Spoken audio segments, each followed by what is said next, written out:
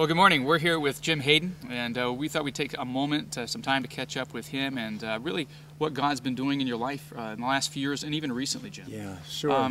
Not maybe everyone knows you or what's been going on, so but you've been battling and dealing with an illness for a number of years, a few years here. So if you want that's right, Chris. Yeah, just introduce that. Sure.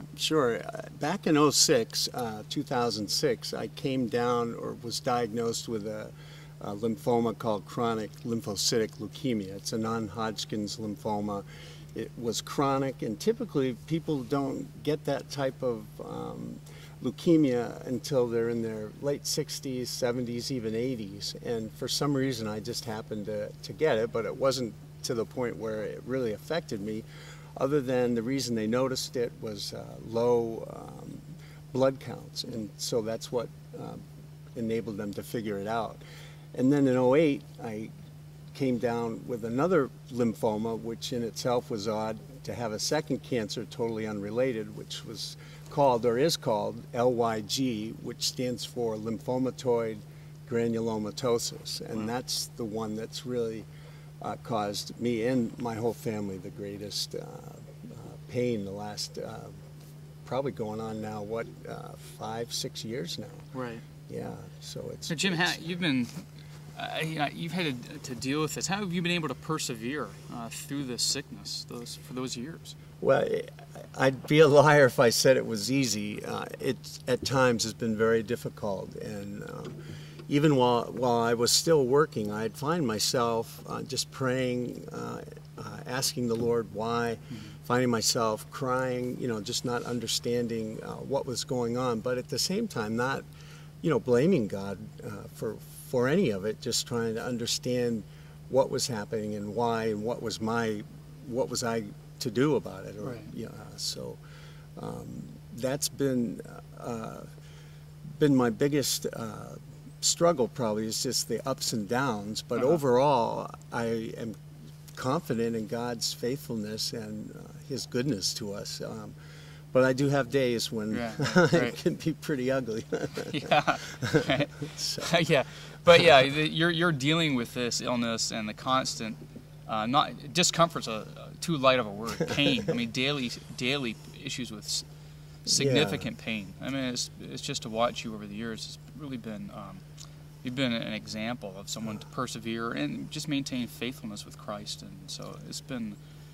You've been a good friend and a good model in that way to everyone that knows you. I appreciate that. Oh, thank you, Chris. Yeah, and then recently, it was 2012 that you had essentially a near-death experience. Yes, right? Yeah, it was terrible. I mean, I didn't know it at the time. Everyone else around me knew it, but what happened in May of 2012. I had been working at home, just kind of puttering around. Were you outside, like in a garden situation like this, right? Yeah, planting and, just trying to keep myself busy, and got tired, and then Diana noticed that I was excessively tired, just sleeping all day, and she had called our doctor and said, gee, Jim's, just sleeping a lot, not feeling too well. And that was on a Friday, and then a Saturday morning, I could barely wake up. I hardly even remember, waking up that morning. And we knew at that point, I had to get to the hospital, and we had already determined, we were going to go to Brigham and Women's if the point, or if the day ever came that, something serious was happening. And so my neighbor came over, and James, they put me in a chair, lugged me out to the car, and off we went. And by the time we got to Boston that Saturday morning at 7, 8 o'clock in the morning, I was code blue, basically, for all intents and purposes, dead. I was in a coma, and the doctors had told Diana after, within an hour and a half to call everyone in and to, have them say their goodbyes, because there was nothing more they could do. My liver had shut down, my kidneys had shut down, and there was really no hope. So, how long were you actually in the hospital? Let's see. I went in May, and I didn't leave Brigham and Women's. I think it was probably middle of July, middle to end of July. I was in a coma, I think, for 2 to 4 weeks. Right. It's still kind of a blur. We're all kind of Right. still piecing the puzzle together. You know, every Yeah. now and then we'll remember things about it. But Right. it was a long haul, and Right. through it all, the Lord has been faithful, Chris. You know, I think of the scripture in Psalms where it talks about God's thoughts are precious towards us, and right. you know, we can't count them. They're like the grains of sand. Right. You can't count it, Right. and yet when I wake up, He's there, Right. and so He's constantly with us. And so I was in a coma, and within a day or two, the doctors had said to Diana, you know, he's still here. Right, right. You know, there's something going on here. I was Right. on dialysis 24 hours a day, and within that, I think somewhere within that 2 to 4 week time period, I started to come out of the coma. Right. And started to remember things that people had said to me while I was in a coma. Really? It was Wow. really a Wow. miracle. Right, yeah. right. Yeah, it was really cool. So, you know, it's true that when when someone's in a coma, you talk to them, pray for them, read the Bible to them. Right. They can hear that. Right. I mean, it's a wonderful, wonderful Right. thing. So, Well, you went through that experience. Yes. And God decided to keep you here. yes, And we're grateful. And then recently you got a call back, right, from the doctors down there. They wanted you to come back. Yeah. This is just recently. You want to tell us about that? Yeah, sure. We go down once a month. I have a treatment now once a month that actually keeps my immune system up, so I don't get pneumonia and sinusitis and other things that can land me in the hospital on my back. But they wanted me to come in and talk at a course they give to doctors that Wow. are just about to get their final, I don't know what you call it, their MD. Right. So this class is to actually help them become better doctors. The class is talking to a group of patients and finding out what they've been through, so that that can help them hopefully be better physicians. Right. So I went through the whole life story basically of my sickness from '06 to now, of being in a coma, coming out of a coma, and really focusing on Jesus and Him bringing me out of death, really. Right. I mean, just raising me up and bringing me back. And it wasn't like I saw the light or, Yeah, right. but I knew God was with me. He saved me. I didn't realize at the time how close I was to death, and until weeks later. But Wow. when it really hit me, I was like, wow, Lord, that's amazing. Yeah. Right. So anyway, I got an opportunity to share this with probably 9 physicians sitting around in a circle, and I was Right. kind of not directly in the center, but on a couch, and Right. people were looking at me and asking So it questions. was like in a room, they're all packed in around you? Yeah. It was It's like being on set. right, Sorry. right. It was nice, though. It was a kind of a comfortable Cool. Nice. setting. And at about halfway through, about half an hour into it, they wanted to ask some questions, and it's, yeah, sure, anything you want to ask Right. away. Well, I said, well, what we really want to hear more about is this faith you've been talking about. Right. What do you mean by that? Wow. Because in that group, there were people that were from Brazil, from China, Right. from Singapore, from Poland, from Germany, even from England, and Wow. one from the United States, Right. believe it or not. Wow, right. So they all were curious about what did I mean about faith, and why was that so important to me? Wow.